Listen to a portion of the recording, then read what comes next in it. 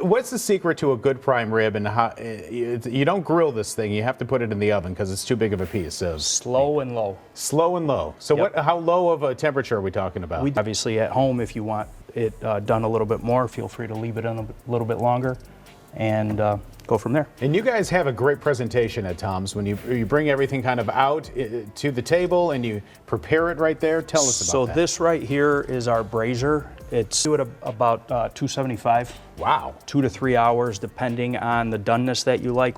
We do it for about 2 hours. We like to get it medium rare. All right. That way the customer could order it however they want.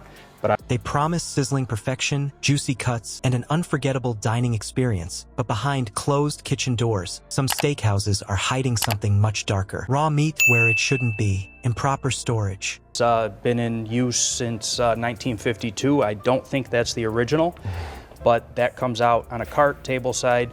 Steaks are, just kind of laid out like that. We have the au jus sauce in there. Really, it's just the marbling.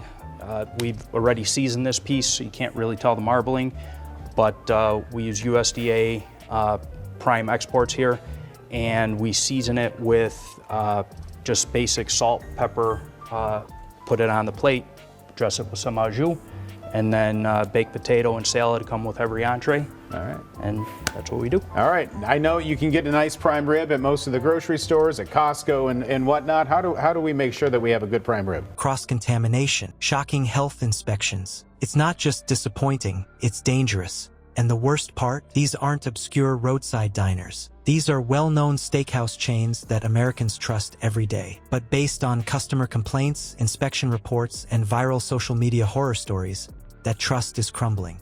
Let's start with the elephant in the room. Undercooked beef, not rare, but raw.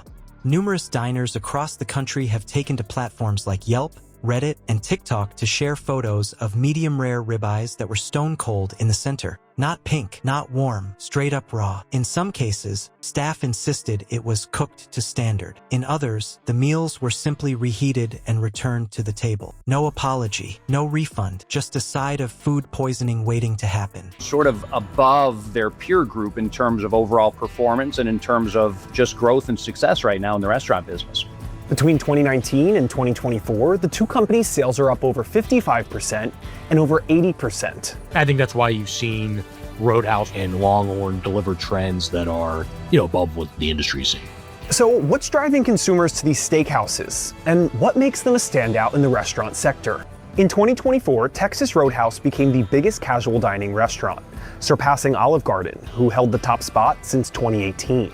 These value steakhouses exist in kind of the sweet spot where it's tough to replicate the experience. But the issue doesn't stop at sloppy cooking. Several of these chains have been hit with health code violations that would make your stomach turn. We're talking about steaks stored next to raw chicken, refrigerators left open, employees handling food without gloves. One notorious location in Texas even had roaches crawling near the prep table and still kept serving customers. And let's not forget about the kitchens. One former employee of a popular steakhouse chain described the walk-in freezer as a crime scene. Meat stacked on the floor, expired labels scratched off, mold in the ice machine, the grill area caked in layers of grease. He claimed they often pre-cooked steaks during slow hours and let them sit under heat lamps for hours, only to serve them as fresh off the grill when orders came in. Olive Garden is the most profitable and by far the biggest of its brands, having done over $5 billion in sales in fiscal 2024. Longhorn Steakhouse represents about 25% of the business, but most importantly, it's the company's fastest growing segment. Texas Roadhouse and Longhorn Steakhouse parent company Darden Restaurants have significantly outperformed the S&P over the past 5 years. Darden Restaurants owns a number of chains besides Longhorn. There's something about steak that it really rings true to the consumer as still being kind of an elevated or a premium consumption or dining experience. In another viral video, a customer recorded her steak literally bleeding onto the table. The waiter admitted it had barely touched the grill. She later learned that the restaurant was short-staffed and had a new line cook who wasn't trained yet. The video racked up millions of views and sparked a debate about how these chains are managing quality control. Spoiler alert, they're not. Even more disturbing are the cases where sick staff were caught handling food. Multiple reports show locations allowing employees to work while visibly ill, even coughing or sneezing near open dishes. When health inspectors arrived unannounced at one major chain, they reportedly found a line cook with a fever still preparing steaks.